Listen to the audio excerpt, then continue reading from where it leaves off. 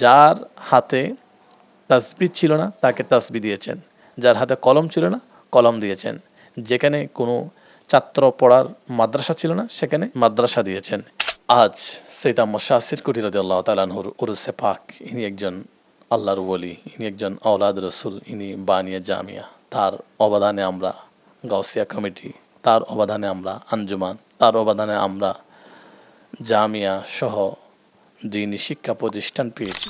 নবী বংশের উজ্জ্বল প্রদীপ আওলাদ রসুল বানিয়া জামিয়া আল্লামা সৈয়দ আহমদ শাহ সিরকুটি রাদিয়াল্লাহু তাআলা আনহুর পরিচয় এবং মুসলিম মিল্লাতের প্রতি তার অবদান।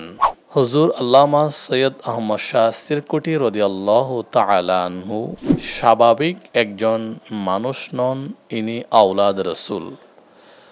মানুষের তুলনায় আওলাদ রসুলের মর্যাদা বহুগুণ বেশি, বহুগুণ ঊর্ধ্বে। আওলাদ রসুলের মর্যাদা সম্পর্কে আল্লাহ সুবহানাহু ওয়া তাআলা কুরআনুল কারীমের মধ্যে ইরশাদ করেন, কুল্লা আসআলুকুম আলাইহি আজরা ইল্লাল মাওয়াদ্দাতা ফিল কুরবা। আওলাদ রসুলকে ভালোবাসা, আওলাদ রসুলের তাজিম, মোহাব্বত, ভক্তি, শ্রদ্ধা রাখা, এটা সরাসরি আল্লাহ সুবহানাহু ওয়া তাআলার নির্দেশ।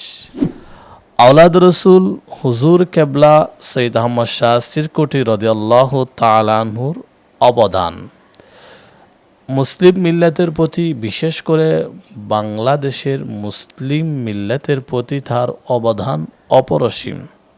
নবী করিম সাল্লাল্লাহু আলাইহি ওয়াসাল্লাম ইরশাদ করেন, মুসলিম শরীফের 6804 নং হাদিস, মান দাআ ইলা হুদান কানা লাহু মিনাল আজরি। কেউ যদি ভালো কাজের দিকে আহ্বান করে, ভালো কাজ করলে যতগুলো সওয়াব পাবেন, যিনি আহ্বান করবেন তিনিও ততগুলো সওয়াব পাবেন।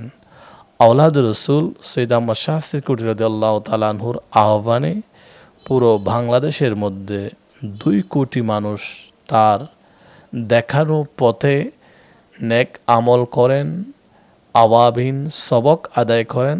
সমস্ত সওয়াবের একটি অংশ হুজুর কেবলার রুহের মধ্যে অটোমেটিক চলে যায়। তার মর্যাদা আল্লাহ এত বাড়ালেন। মানুষ আছে, মানুষের মধ্যে সর্বশ্রেষ্ঠতম মানুষকে আল্লাহ সুবহানাহু ওয়া তাআলা বলেন, ওমান আহসানু কওলাম মিম্মান দাআ ইলাল্লাহ। যে ব্যক্তি আল্লাহর দিকে মানুষকে ডাকে সেই হচ্ছে সর্বোত্তম মানুষ। সৈয়দ আহমদ শাহ সিরকুটি রাদিয়াল্লাহু তাআলা আনহু নিজেকে সম্পদ দেওয়ার জন্য, নিজের বলয় তৈরি করার জন্য কখনো মানুষকে আহ্বান করেন নাই। আল্লাহর প্রতি, নবী ভক্তির প্রতি, রাসূল পাক সাল্লাল্লাহু আলাইহি ওয়াসাল্লামের উপর দুরূদ প্রেরণের প্রতি তিনি মানুষকে আহ্বান করেছেন, উদ্বুদ্ধ করেছেন। এজন্য তিনি সর্বশ্রেষ্ঠ মানুষ। এটা স্বয়ং আল্লাহ সুবহানাহু ওয়া তাআলা কোরআনুল কারীমের মধ্যে বলেন, যারা আল্লাহর দিকে মানুষকে আহ্বান করে তারাই সর্বশ্রেষ্ঠ মানুষ।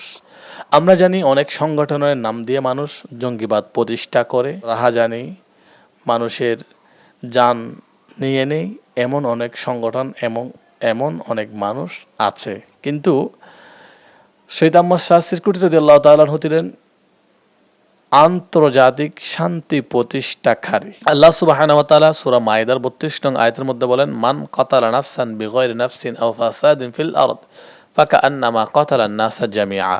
যে ব্যক্তি একজন ব্যক্তিকে হত্যা করে, একজন ব্যক্তিকে হত্যা করে নাই, বিশ্বের সমস্ত মানুষকে হত্যা করেছে।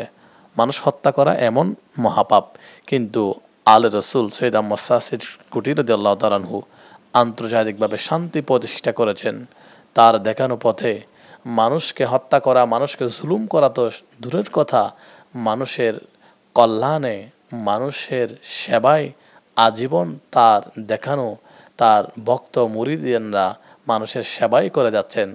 করোনাকালীন সময়ে যখন আপনজন পাশে ছিল না, সেই আহমদ শাহ সিরকুটি রাদিয়াল্লাহু তাআলা আনহুর বাচ্চারা, রুহানি বাচ্চারা, মুরিদরা পাশে ছিল।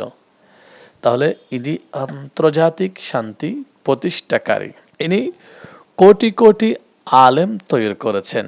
নবী করিম সাল্লাল্লাহু আলাইহি সাল্লাম ইরশাদ করেন, ইদা মাতাল ইনসানু, একজন মানুষ যখন মারা যায়, ইনকাতা, সমস্ত কিছু তার থেকে বিচ্ছিন্ন হয়ে যায়। কিন্তু 3টি জিনিস বিচ্ছিন্ন হয় না।